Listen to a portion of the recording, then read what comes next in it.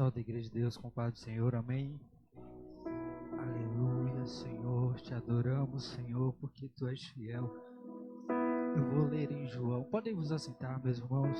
Vou ler em João 9, vou ler apenas alguns versos, o tempo já se percorre. Aleluia, Deus.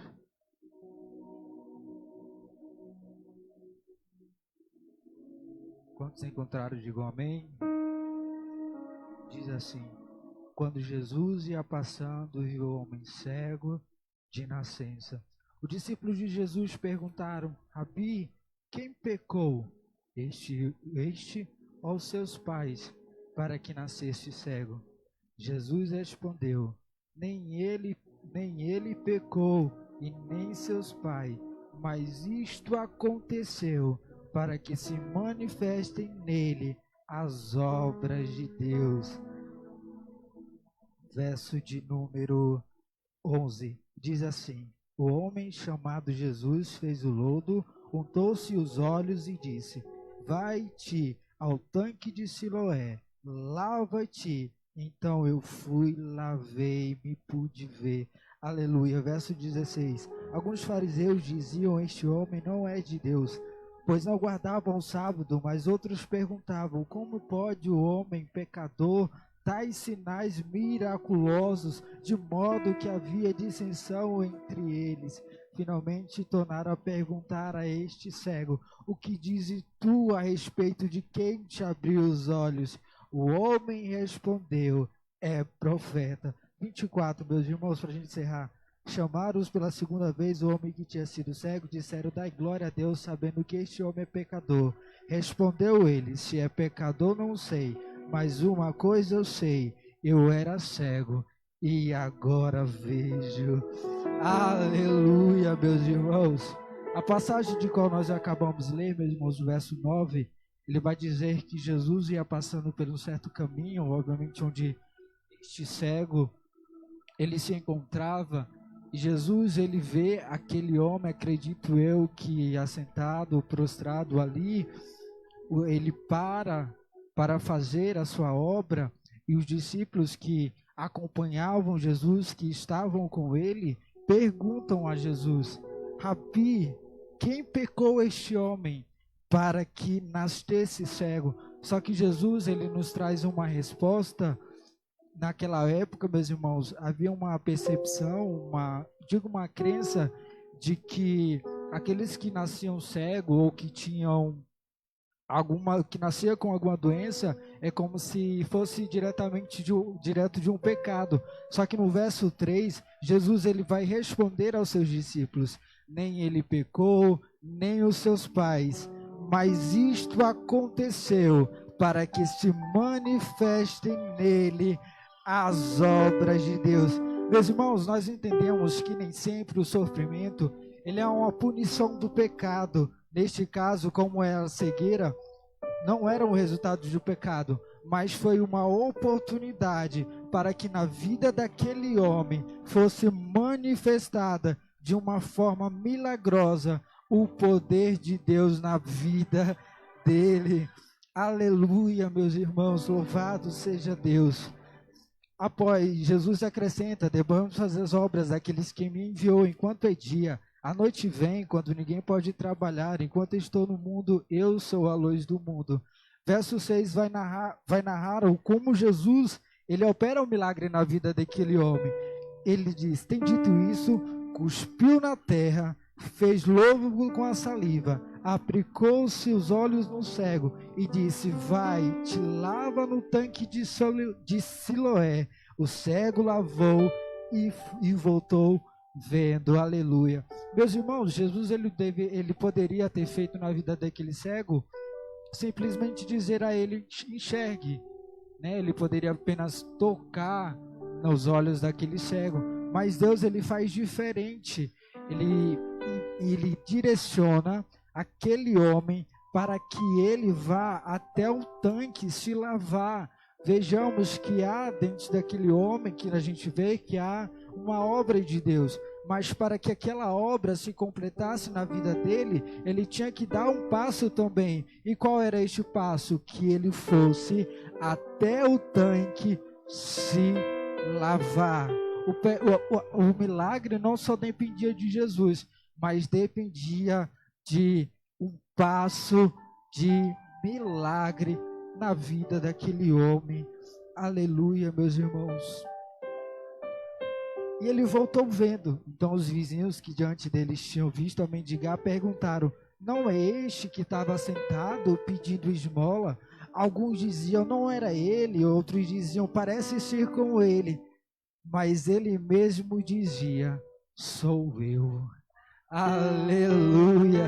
Ele mesmo dizia: sou eu, aquele que antes não enxergava, mas agora vejo. Sou eu, aquele que antes estava sentado sem ver, mas sou eu que agora vejo. Aleluia, louvado seja o nome do Senhor. E eles perguntaram: como, pois se abriram os teus olhos?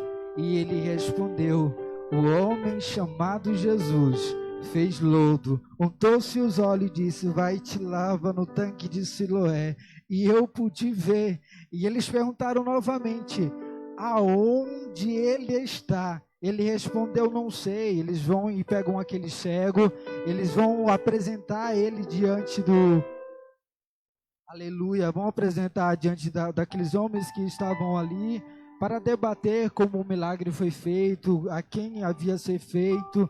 Só que a gente vai ler no versículo 16 que alguns dos fariseus diziam: este homem não é de Deus, pois não guardava um sábado.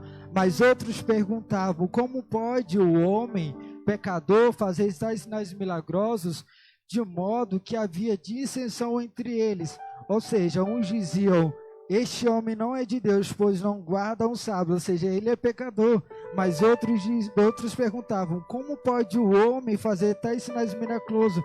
De modo que há dissensão entre eles. Ou seja, uns diziam: este é pecador, mas outros diziam: este também pode ser Jesus, o enviado de Deus. Aleluia, Jesus. E tornaram a perguntar ao cego: o que dizem tu a respeito de quem te abriu os olhos? Agora, meus irmãos, a pergunta não é para quem viu, a pergunta é para quem viveu o milagre. E ele diz àqueles homens, e ele respondeu: é profeta. Meus irmãos, só que eles não acreditaram, que o cego estava enxergando, que ele tinha nascido cego.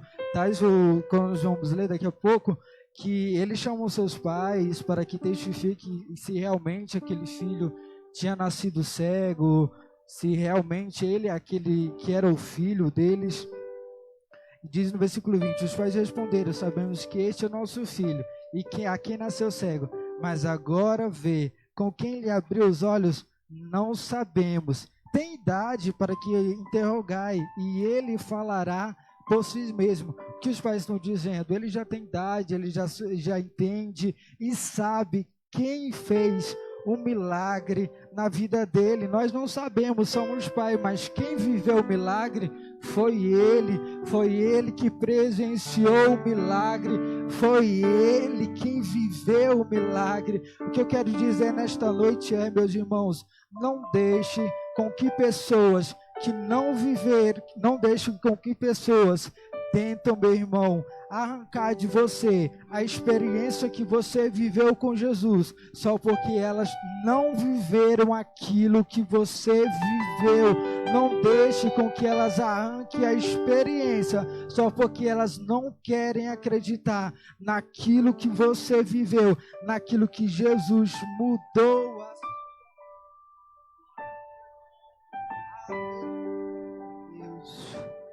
Aleluia, Senhor.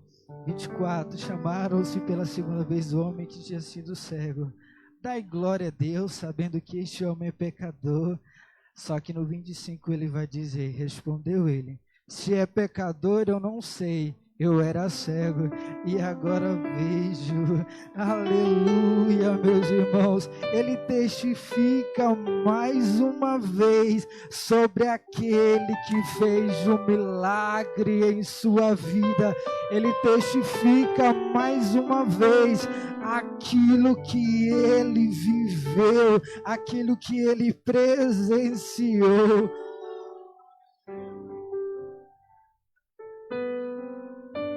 Respondeu ele: já vos disse, não ouviste, para que quereis ouvir de novo?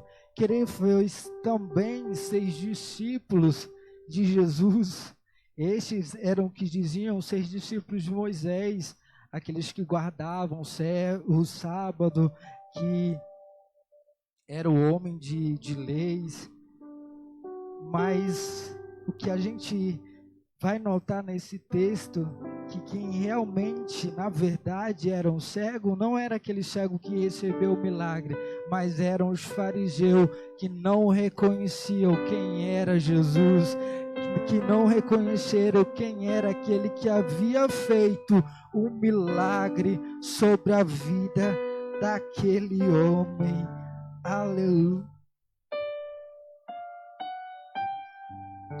Aleluia, Jesus.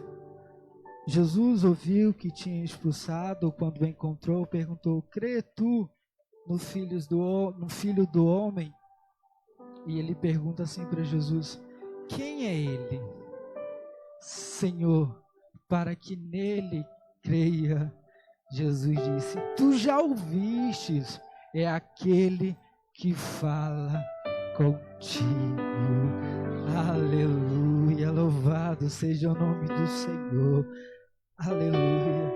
Disse: creio, e o adorou. Louvado seja o nome. Jesus continua: eu vim a este mundo a juízo, a fim de que não venham vejam, e os que veem se tornem cegos. Alguns fariseus que estavam com ele, ouvindo se perguntar: acaso também somos cegos? Disse Jesus: foste cego, não tereis pecado, mas agora dizei, não vos permanecem os vossos pecados. Ele veio para fazer a obra, ele veio para fazer o milagre, ele veio para abrir os olhos espirituais daqueles que reconhecem a ele. Quantos aqui nessa noite o reconhecem? O que ele fez, o que ele faz, o que ele é e o que ele sempre será. Meus irmãos, eu tinha notado algumas coisas, mas o tempo já está acabando. Mas eu agradeço a Deus por essa oportunidade. É a primeira vez que eu estou ministrando, estou tremendo mais do que uma vara verde.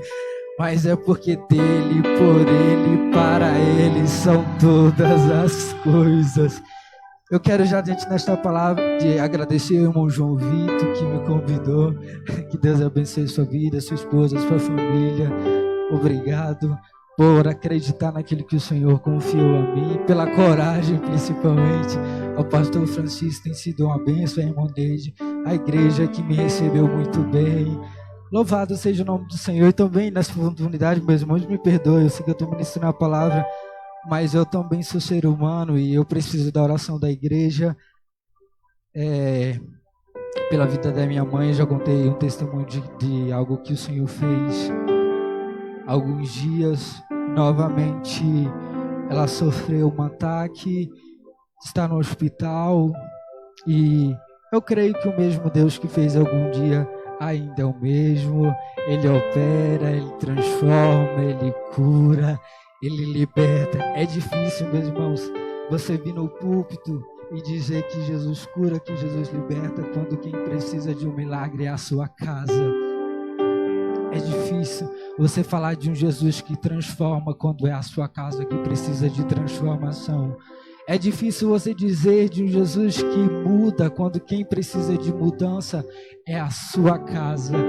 Mas Ele é fiel para cumprir aquilo que nos prometeu. Louvado seja o nome do Senhor. Amém.